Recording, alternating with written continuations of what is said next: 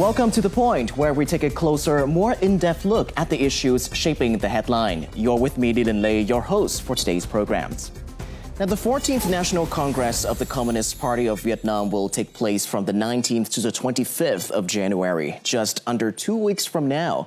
This is a major political event for the entire party, the armed forces, and the nation, setting out Vietnam's vision, goals, and development direction for the next 5 years, and serving as a guiding framework for the entire political system and society. Now, building on the lessons learned from over 40 years of reform, the draft documents of the 14th National Party Congress set out the following targets. GDP growth of 10% or higher for the 2026 to 2030 term. GDP per capita of around $8,500 by 2030.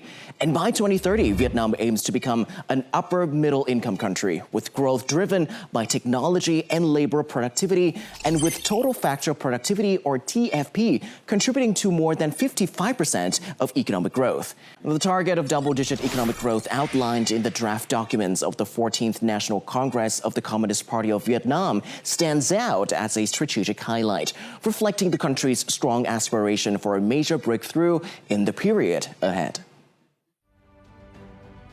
The draft document of the 14th National Party Congress sets a target of double-digit economic growth for the period from 2026 to 2030. Many international experts view the target as ambitious, but affirm that Vietnam has established a solid foundation in recent years to support its implementation. They're very ambitious targets of the government. Vietnam's demonstrated that it's quite resilient, and there's been this steady recovery in the post-COVID period. The very ambitious reform agenda that the government has set out over the last couple of years and has gradually been accelerating the implementation of, these will be critical to achieving those government targets. The summary of the 4 pillar resolutions, Resolution 57, Resolution 59, Resolution 66, and Resolution 68 clearly identifies new growth drivers for the coming term. Among these, promoting innovation, advancing green transformation, and developing clean energy are seen as new driving forces to propel Vietnam into the era of double-digit growth. To sustain 8 or 10% growth, Vietnam must now transition from a cost economy to a capability economy. That means more engineers, more R&D, more services integration, and stronger domestic enterprises that can compete globally. In a not very far future, Vietnam will have more unicorns, new business driven by new technology, and which will be helping you in transforming into digital economy or digitalized business operation. For business itself, I see that business in Vietnam, especially Vietnamese business, they probably have to look in detail for the opportunities from now until the end of 2020's decades and the decades to come. Setting a double-digit growth target also demonstrates Vietnam's determination to establish a new growth model, awaken internal strength, and pursue its aspirations in a new era of development.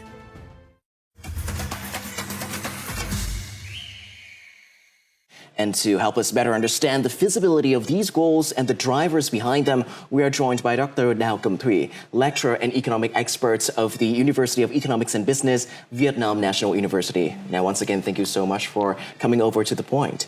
Yeah, so thank you to invite me here. Right. And so let's dive into the conversation. So the draft document of the Party Congress has set out a very ambitious goal to achieve double-digit growth.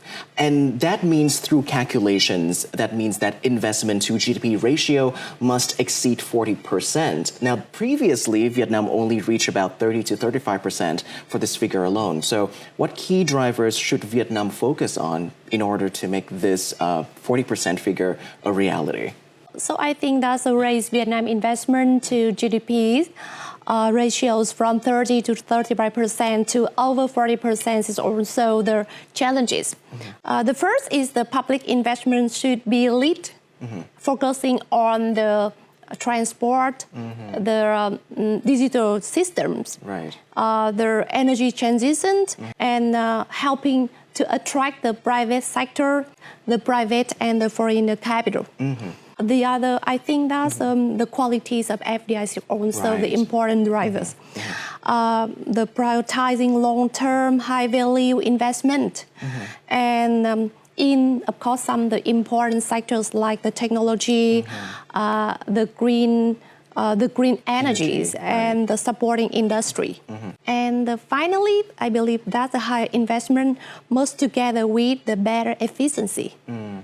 And that means faster approvals, better project selection, and of course stronger accountability. And so moving on from that, another factor that we really need to focus on is the total factor of productivity, or TFP, now which contributes to 55% to the economic growth. Labor productivity in the next term is expected to rise to about 8.5%, compared with the current level of 5 to 6%, which is still quite modest compared to the ambition that we're really going for. So what solution do we need to achieve such an increase?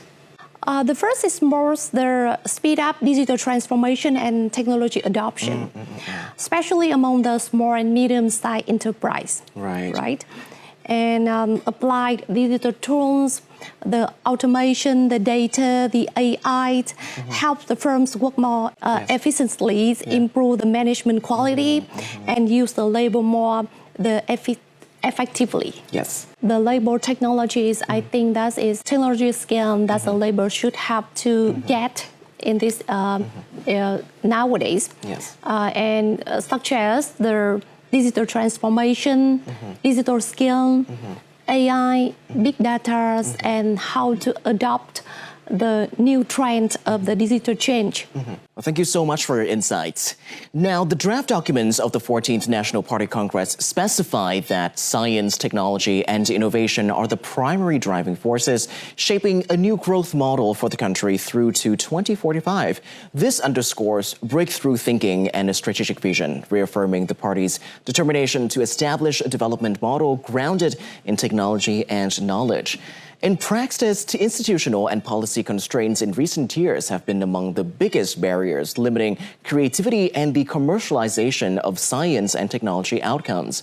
By implementing pilot and special mechanisms and policies for science and technology development, Ho Chi Minh City has maintained its position as the country's leading innovation hub. Contactless authentication barriers for residents.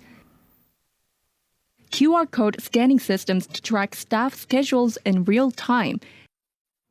AI-powered virtual assistants to guide residents through procedures with building management. This technology package is part of the residential building management platform. It automates 70% of building operations and has been selected for Ho Chi Minh City's innovation support policy. After 2 years of development, this startup has deployed a solution to over 100 buildings across the southern provinces. Không chỉ là trong những nguồn lực mà thành phố còn hỗ trợ thêm những cơ hội để triển khai thị trường bằng cách là kết nối với những doanh nghiệp địa phương, những tập đoàn lớn và cả những cơ hội để mà triển khai cho tất cả mọi người. Under Central Resolution 98 on special mechanisms, Ho Chi Minh City issued Resolution 20, which outlines 9 priority sectors for innovation and startups eligible for city support. Each project can receive funding ranging from 40 million to 400 million Vietnamese dong, depending on its development stage and effectiveness. After 2 years, nearly 250 projects have been approved. Thành phố Hồ Chí Minh đã quy định rất chi tiết cho các lĩnh vực ưu tiên, và chúng tôi cũng có rất là nhiều các chương trình hỗ trợ về những cái nguồn vốn không hoàn lại để hỗ trợ trực tiếp cho các dự án, các startup trong các cái giai đoạn khác nhau, giúp cho các bạn có một cái lối đi riêng, đi nhanh hơn và vượt qua những cái thủ tục thông thường một cách nhanh hơn. Ho Chi Minh City is unlocking new financial power to drive innovation. The city has established special funds to directly back key projects, while allowing universities and research centers to keep a share of their funding to reinvest in new discoveries. It has also become easier to attract and reward top talent. On the legal front, the city is cutting red tape by testing open policies and speeding up approval process, ensuring money reaches projects faster. Looking ahead to 2030, technology will be the main engine of the city's growth. Ho Chi Minh City aims to push social investment in R&D to 2 to 3% of the local economy, GRDP, dedicate 4 to 5% of the annual city budget to digital transformation, and ensure the digital economy creates 30 to 40% of the city's total wealth.